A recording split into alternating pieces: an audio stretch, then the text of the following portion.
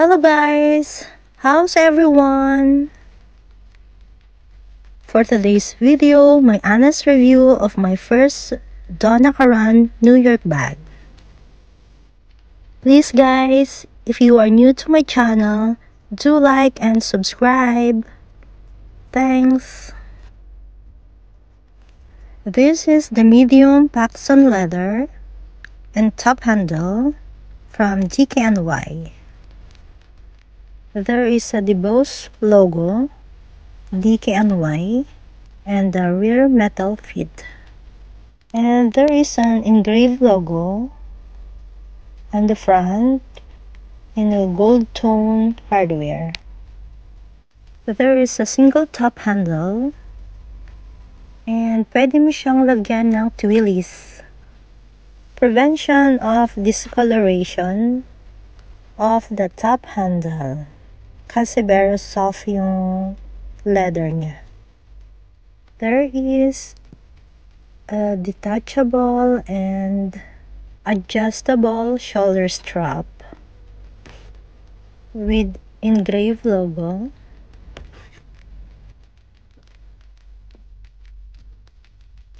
So, pwede mong i-adjust yung shoulder strap niya here.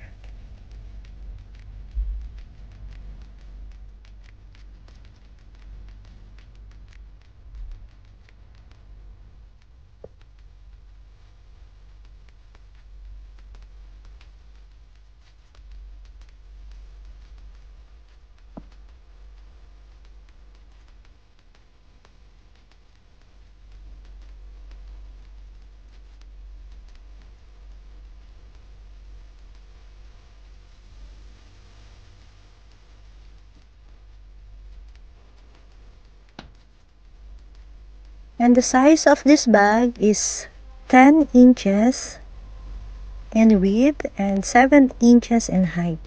One external pocket at the back. The best na ilagay dito is your mobile.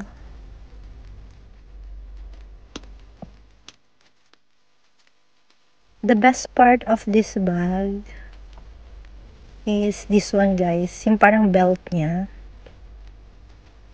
Ito yung na-adjust para mas marami kang mailagay sa loob.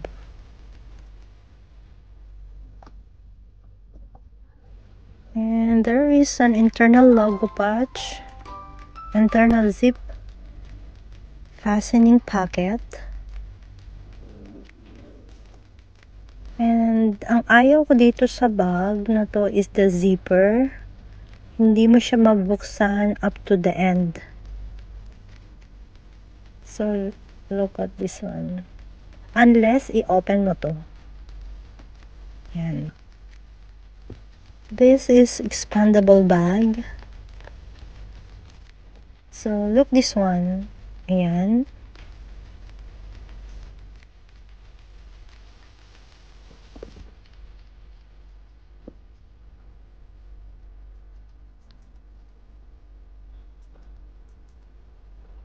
Inside, there is an internal logo patch, internal zip fastening pocket.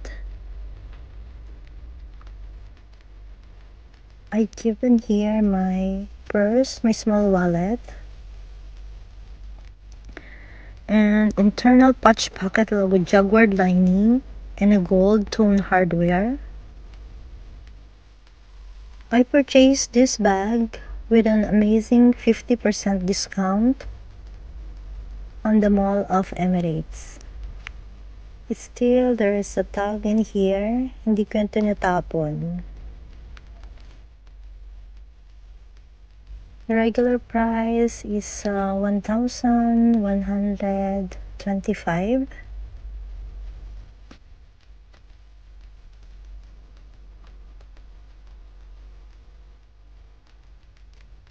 It fits my small wallet, my card holder in here with a secure zip pocket.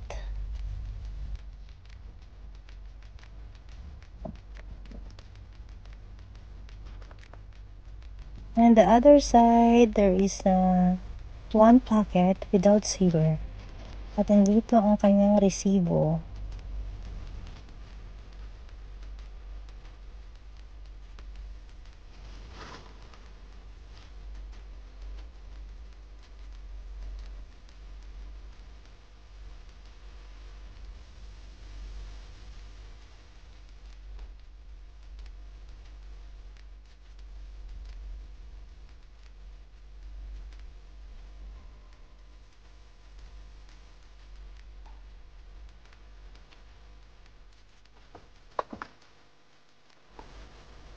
I also love how there are plenty of little pockets inside for organizing my stuff.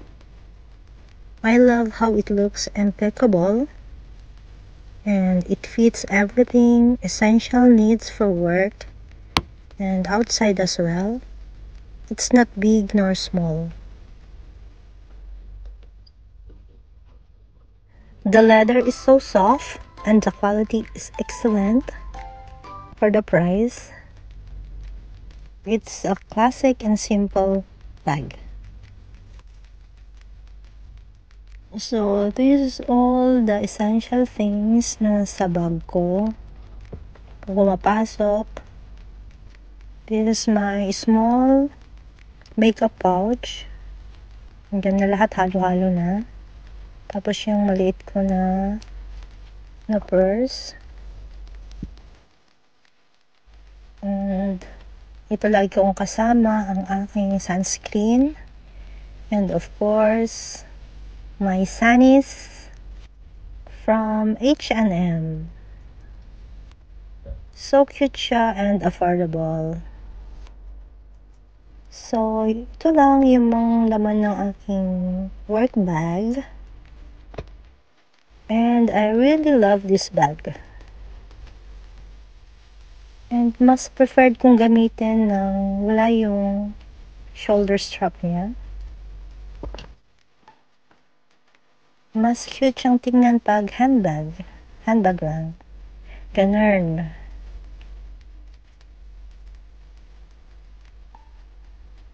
And this piece comes in a complete with a protective dust bag.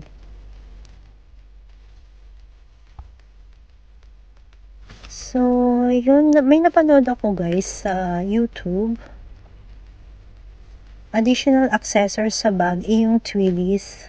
Sa ngayon, wala pa akong pambili ng twillies.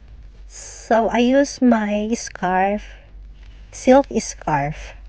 So, ilalagay po natin dito sa top handle niya kasi very soft yung leather.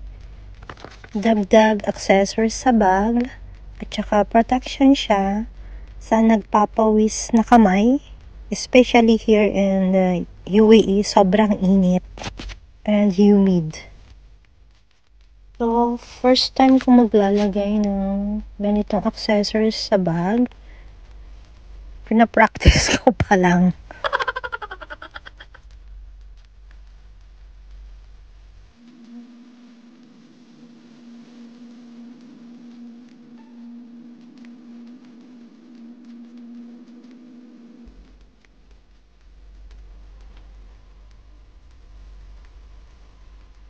So, yan na. So cute.